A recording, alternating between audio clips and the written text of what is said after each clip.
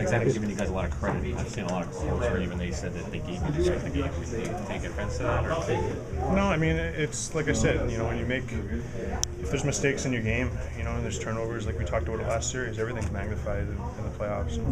And so goals aren't easy to come out. So when we get 7, obviously there are some mistakes and turnovers involved, and we capitalize on them. But like I said, we shouldn't, get used to that many turnovers or breakdowns. So it's not offensive to say that at all. It's we try to say the same thing. That you enjoy the playoffs too. You look more at your team than you do at the other team. As far as where to learn your lessons from and what to get better at.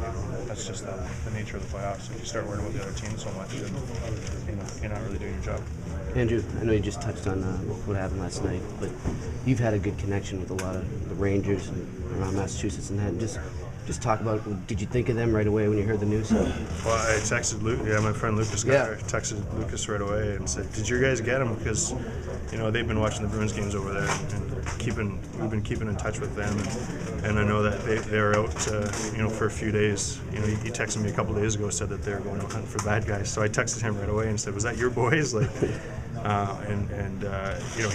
was excited, because, like he said last night, that, it was a lot of sleepless nights, looking for that guy. So I'm really proud for those guys. It's not, I didn't really, feel it myself, but just knowing those guys, like how, they put their butts on the line, so much for us, and for them to, get a victory like that is pretty cool.